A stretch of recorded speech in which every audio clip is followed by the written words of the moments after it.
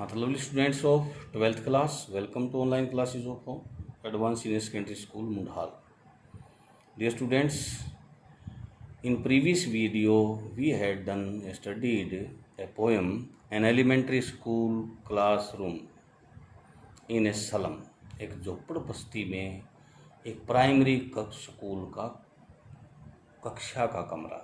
तो ये था पोएम का नाम. तो कल हमने इसको पढ़ा था. आज इसके क्वेश्चंस करेंगे. तो देखिए, छोटी सी वीडियो है ये, लेकिन क्वेश्चंस और पोएम दोनों इकट्ठे होने के बाद अब आपके अंडरस्टैंडिंग में बढ़ोतरी होगी और क्वेश्चंस भी जल्दी याद हो जाएंगे. साथ साथ कर लिए जाएं तो पोएम के साथ ही. तो let us start. How does the poet describe the faces of children. बच्चों के चेहरों का किस तरह से वर्णन करता है कवि कविता के अंदर बच्चों के जो चेहरे हैं उनका वर्णन कैसे करता है. तो देखिए, the faces of children are pale. पीले हैं. बीमारी से पीले हो सकते हैं, मल न्यूट्रिशन कुपोषण से पीले हो सकते हैं, कमजोरी से पीले हो सकते हैं. हाँ, तो उनके चेहरे पीले हैं. और यहाँ पर सारी चीज़ें हो सकती हैं क्योंकि गरीब बच्चे हैं. There is no sign of strength and charm. उनके चेहरों, बच्चों के चेहरे तो फूल जैसे खिले हुए होने चाहिए, लेकिन यहाँ पर कोई चिन्ह तक नहीं है ताकत का, शक्ति का या आकर्षण का उन बच्चों के चेहरों पर. दियर अनटिडी एयर. उनके अस्त व्यस्त गंदे बाल हैंग्ज ऐसे लटक रहे हैं, लाइक रूटलेस वीड्स, जैसे सूखी घास लटक रही हो. रूटलेस जड़हीन, वीड्स खरपतवार, सरकंडे कह देते हैं. Second, why has the map been said a bad example. यहाँ मानचित्र को बुरा एग्जाम्पल क्यों कहा गया है, बुरा उदाहरण क्यों कहा गया है. The map shows all the lands and seize.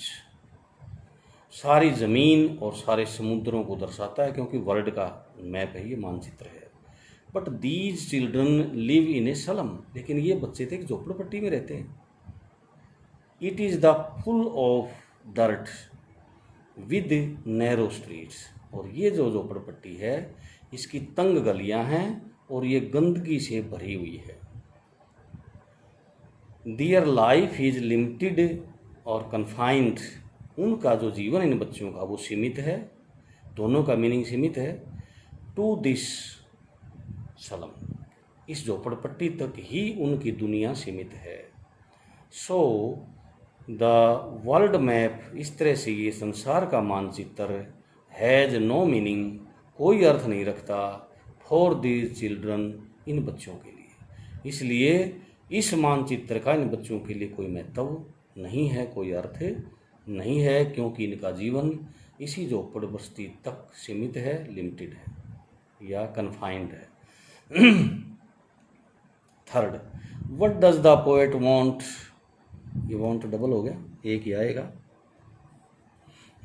For these children, इन बच्चों के लिए कवि क्या चाहते हैं.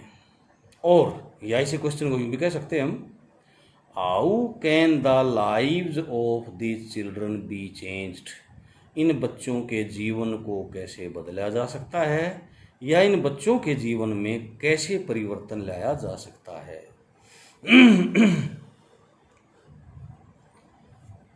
The poet wants to improve the living conditions. Living conditions, जीने के हालात, जिन परिस्थितियों में ये जी रहे हैं. इम्प्रूव माने सुधार करना. और वांट्स चाहता है, कवि उन परिस्थितियों में सुधार करना चाहता है जिनमें ये बच्चे जी रहे हैं इस झोपड़ बस्ती में. ऑफ स्लम, इस झोपड़पट्टी में, झोपड़ बस्ती में जिस ढंग से रह रहे हैं उस ढंगों में उनके जीवन के हालातों में बदलाव करना चाहता है. He calls upon the governor. और वो निवेदन करता है या पुकारता है, कहता है किसको, गवर्नर, जो भी वहाँ की सरकार है उसको. द इंस्पेक्टर, जो निरीक्षण के लिए स्कूलों में आते हैं उन निरीक्षकों के लिए. द विजिटर्स, और लोग भी स्कूलों में जाते हैं, कोई दान करने जाता है तो कोई किसी और उद्देश्य से जाता है. तो उन आगंतुकों से भी निवेदन करता है टू डू समथिंग पॉजिटिव, कि कोई सकारात्मक काम किया जाए. कैसा सकारात्मक काम, जो इन बच्चों के जीवन में बदलाव ला सके. फॉर दीज चिल्ड्रन, इन बच्चों के लिए कोई सकारात्मक काम करने के लिए वो सभी का आह्वान करता है, जिसमें सरकार, निरीक्षक और वहाँ के आने वाले, यात्रा करने वाले लोगों से। ही वॉन्ट्स दैट, वो चाहता है कि these children should be taken outside, कि इन बच्चों को यहाँ से निकाल के बाहर ले जाया जाना चाहिए। They should play on golden Sands, इनको सुनहरे रेत में या सुनहरे मैदानों में खेलना चाहिए। अंडर ओपन स्काई, खुले आसमान के नीचे, खुले मैदानों में, सुनहरे मैदानों में इनको खेलना चाहिए, मतलब इनको बाहर ले जाना चाहिए यहाँ से। ये जो बंद हैं इस छोटी बीड़ी बीड़ी गलियों में और इस झोपड़ बस्ती में। Fourth, how does the poet portray the children in the poem. Portray होता है चित्र खींचना, दिखाना। किस प्रकार से दिखाता है कविता में बच्चों को कवि। There is a little girl, एक छोटी सी लड़की है। She is sitting with her head weighed down, weighed down बाहर से झुका हुआ, मतलब बोझ से झुके हुए सिर को, मतलब सिर को झुकाए बैठी है वो।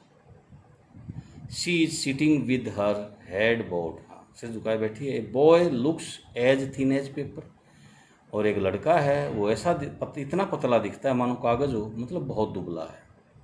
हिज आइज और लाइक रेट्स आइज, उसकी आंखें चूहे की आंखों जैसी हैं। क्यों?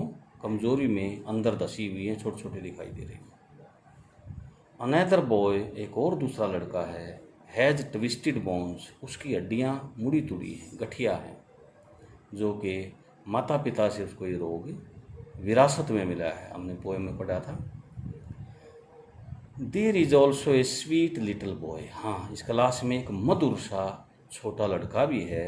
His eyes have a dream, और उसकी आँखों में एक सपना है, या उसकी आँखें सपना लिए हुए हैं, और यहाँ इस झोपड़ बस्ती में उसका सपना अधूरा ही रह जाएगा अगर इनको यहाँ से नहीं निकाला गया तो।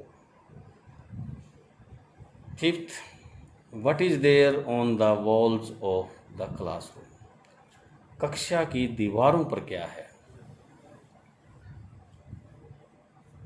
There are some names of donors, कक्षा की जो दीवारें, कमरे की जो दीवारें हैं, उन पर दानकर्ताओं के, दानदाताओं के नाम लिखे हुए हैं ऑन द वॉल, दीवार पर। There are some pictures on the wall, और दीवार पर कुछ तस्वीरें भी हैं। इन पिक्चर्स, इन तस्वीरों में, there are Shakespeare, cloudless dawn, मतलब एक तस्वीर शेक्सपियर की है, एक खुले आसमान साफ सुथरे, क्लाउडलेस बिना बादलों का, डॉन सवेरे की है। वैली ऑफ फ्लावर्स, फूलों की घाटी भी है।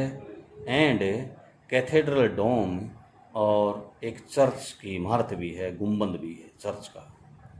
There is also a map of world, और उसी दीवार पर एक जो है संसार का मानचित्र भी है।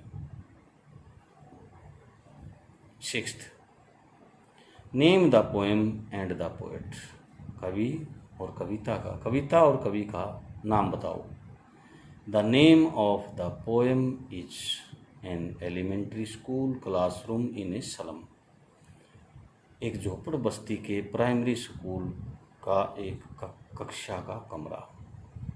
और राइटर कौन है? बाय स्टीफन स्पेंडर, और इसके लेखक जो हैं स्टीफन स्पेंडर हैं, जो कि बहुत मशहूर लेखक हैं। और हमने इसके जीवन परिचय में इसके बारे में पढ़ा था कि ये पढ़ाई तो कर रहे थे लेकिन डिग्री नहीं ले, वो बीच में ही छोड़ करके राजनीति में चले गए थे। और कैसी राजनीति करते थे ये? सोशलिस्ट एंड पेसिफिस्ट, और जो है समाजवाद की और शांतिवाद की राजनीति करते थे ये। तो बेटा इन क्वेश्चंस को अच्छी तरह से अपनी फेयर नोटबुक में लिखना आपको, और इनको लर्न भी करना है, याद भी करना है, सीखना है इनको। Thank you.